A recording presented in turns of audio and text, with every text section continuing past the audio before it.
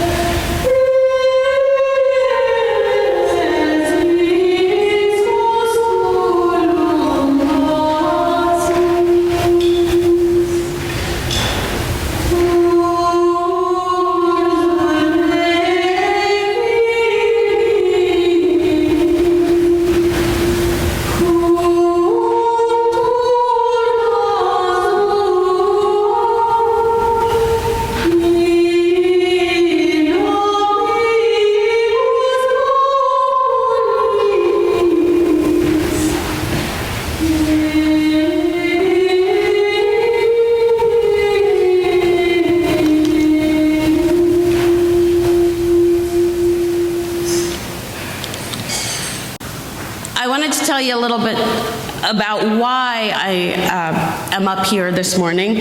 I went on this goddess pilgrimage. The goddess pilgrimage is run by a woman by the name, actually she is a theologian and I call her an anthropologist as well, by the name of Carol Christ. And you go to study Minoan culture, but in the context of a matriarchal society. And you might wonder how I got to go on this trip. Well, it all starts with Captain Marvel.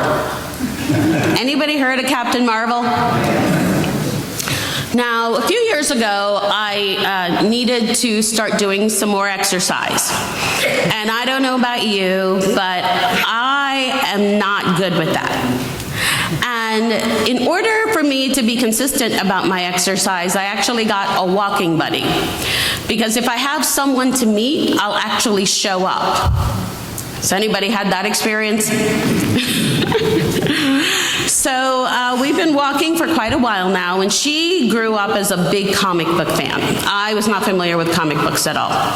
And she mentioned to me that the Captain Marvel movie was coming out, and would I be interested in going to see the movie with her? I said, sure, I don't know much about it, but I'd love, to learn about that. And so the advertisements started coming out for Captain Marvel. And I would see the advertisements initially, and I would think, who's that woman? And where's Captain Marvel? Do you see a problem there? Yeah, feminist me. I automatically assumed that Captain Marvel had to be a man. It didn't enter my mind that it would be a woman. And so finally, when it dawned on me, I took it as a call to really examine my beliefs and my assumptions. And I'm not alone. We do that in all kinds of situations and in all kinds of things. We assume based on what we know, based on what we've been taught. And I have been raised in a dominant society where one thing is always dominant over the other. And typically, the ideal within this culture is often that those with power are male. So in my mind, well, Captain Marvel was a man. Just around the same time, I got the opportunity to go on this goddess pilgrimage. My friends and I had been talking about it for years, but it just so happened that the days I picked back in February for my vacation coincided with the exact dates of this pilgrimage, which I call destiny. Some of you may call it other things, which is fine. That's why we're Unitarians. And for me, my spiritual path, and I deeply believe that this was a spiritual issue. What were my assumptions about things and people? I believe that to be a very deeply spiritual thing. And my spiritual path has never been linear. It's always been like a labyrinth in ever-decreasing cycles to get to source. And the funny thing is, when you go to Greece or Crete, if any of you have ever been there, you'll see on jewelry, walls, t-shirts, anywhere you go, there are always these cycles. It's like a little ever-expanding circle. And in Greek culture, that represents the eternal cycle of life. So it was appropriate that I should go and continue to work on my ever-increasing understanding of what it is to be female and what it is to think about people who are female. And so me and my friend Reverend Beverly Dale, who'd been talking about it forever, we got on a plane and we head to Crete and we get there. The first night that we're there is a dinner to meet and greet, essentially. We meet all of our traveling companions, and we meet our host, Carol Christ, who will take us all over the island of Crete to ancient Minoan worship sites, palaces, homes, all kinds of places. Let me just tell you, I was never a hiker before. I am a hiker now. I'd never been in a cave before. I have been in multiple caves. I certainly didn't expect the trip to be as grueling as it was, but it was absolutely worth it. And so on the very first night, we meet, and she does an exercise with everyone. And she says, she gives you a bag, and she says, stick your hand in the bag and pull out a stone. On the stone will be an image of the goddess. And whatever that stone, whatever that image is for you. So I'm like, all right, well, I'm in Greece. Let me play along. I'll pull the stone out. Well, I pull the stone out, and guess what goddess I get? You would think so. I actually got an image of the goddess Kali, which had been a recurring energy in my life for decades. So then I thought, well, okay, I was expecting maybe Athena, Aphrodite, something Greek. This goddess is pretty diverse. But in addition to that, it was confirmation for me that this is where I needed to be. And so we started our trip at the Palace of Knossos, which was excavated by a man by the name of Arthur Evans. But the important thing to know about Minoans is that they were goddess worshippers. I don't know, many of you may have seen the image. It's a woman holding her arms up, and in each hand is a snake. She's fully clothed, except that she is bare-breasted. That was one of the goddesses that they worshipped. And that worship extended mostly to female deities. They couldn't find really a male one. But another important thing about Minoan culture is that they had no standing army. In fact, they couldn't find evidence of an army at all. Not only couldn't they find evidence of an army, they did the most magnificent frescoes. Dolphins, bull jumping, all kinds of things. I mean, just exquisite. But not one depicted a scene of war. And in archaeology, what you don't find is just as important as what you do. In addition to that, Cretan expansion never was done by a domination of any kind. In fact, what they were traders. And it's interesting to note that trade can get you more than war. So basically, they had no military-industrial complex, and they did not profit from war. And the reason for that is that they did not value dominance or violence. They were lovers, not fighters. And the other thing to understand is that Minoan culture was part of a larger culture of what people consider the culture of old Europe, mostly matriarchal societies or societies of peace, as Heidi Guttner Aberroth, I always forget her name, named them. And the thing is, when you start to study these societies, one of the things you realize is how largely ignored and invisible the contribution of women in history has been. Sometimes forcibly made invisible. The primary thing about these societies is that they were primarily shaped by women.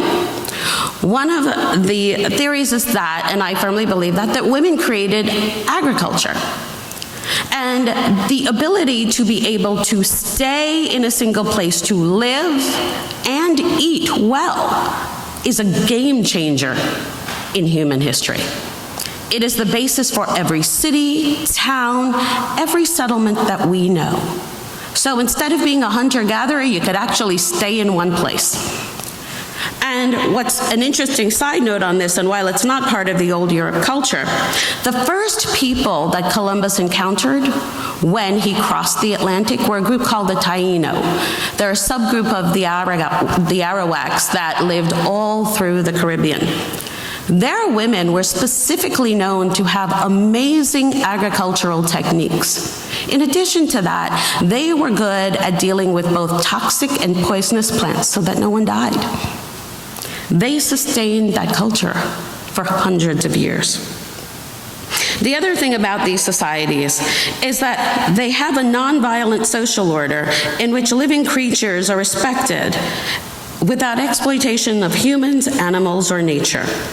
They are well-balanced and peaceful societies in which domination is unknown and beings are treated equally.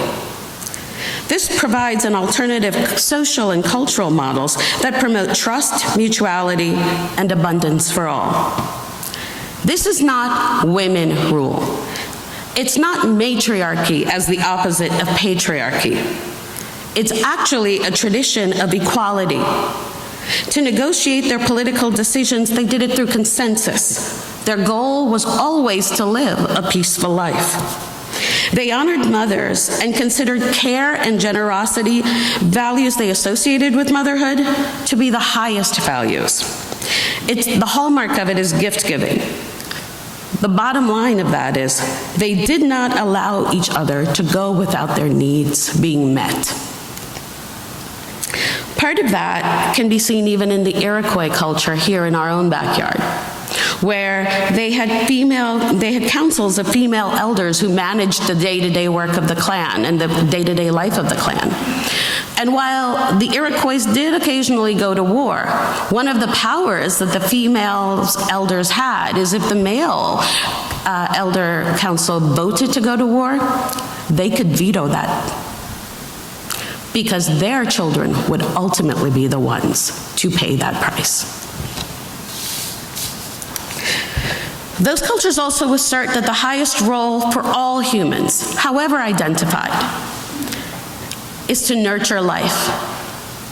The womb does not discriminate, and they took their lead from the goddess. And once you start talking about the goddess in terms of archaeology and mythology and history, one name comes up, and her name is Maria Gambudis. I had never heard this woman's name before I entered Crete, but now I love her. Maria Gambudis was an archaeologist and a theologian. But in addition to that, in her teens, she spent years learning about folklore and mythology. She actually created a new brand of archaeology called archaeomythology, which used archaeology, folklore, ethnology, linguistics, and mythology to cross-check one another. So things that would have been readily dismissed by other archaeologists or thought of as unimportant or ignored, or even completely put aside, she was able to find their significance and really tell us a story of these ancient cultures. Joseph Campbell highly praised her. Joseph Campbell compared the importance of Maria Gambudis' output to the historical importance of the Rosetta Stone in deciphering Egyptian hieroglyphics. Campbell provided a foreword to the new edition of Gambudis' The Language of the Goddess before he died in 1989. Often he said how profoundly he regretted that her research on Neolithic cultures of Europe had not been available when he was writing The Masks of God. And to put it into the context of Maria Gambudis, she posited that the primordial deity of the Paleolithic and Neolithic ancestors was female, reflecting the sovereignty of motherhood.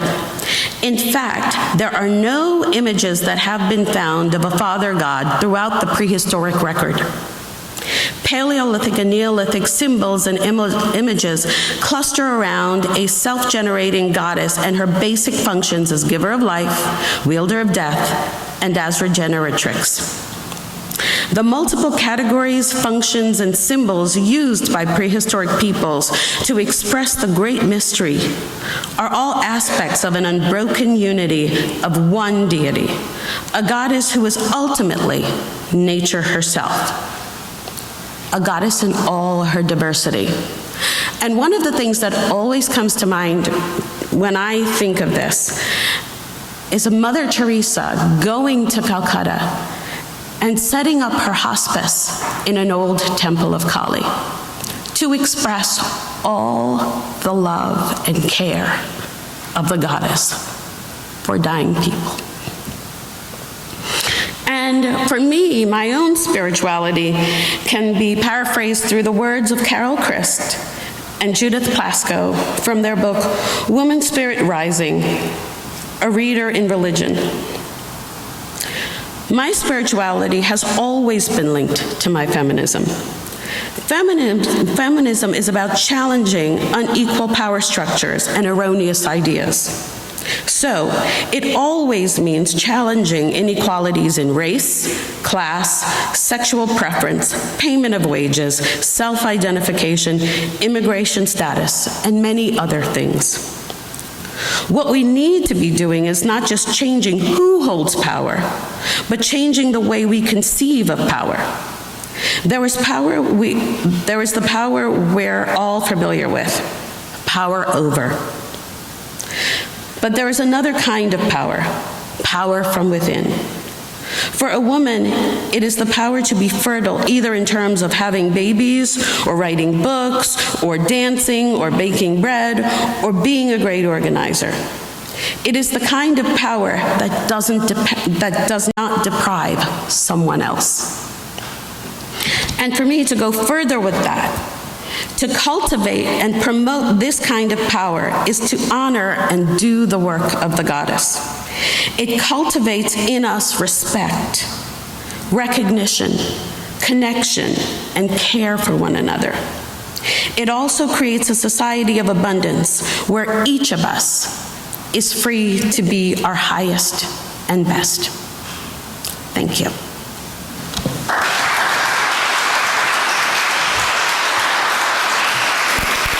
And I can't think of a more appropriate way to close this sermon this morning than to use the words of Marie Gambudis again. The deity of our Paleolithic and Neolithic ancestors was female. In fact, there are no images that have been found of a father god throughout the prehistoric record. Thank you. Also, Dr. Sunita, where to start? Yes. Okay.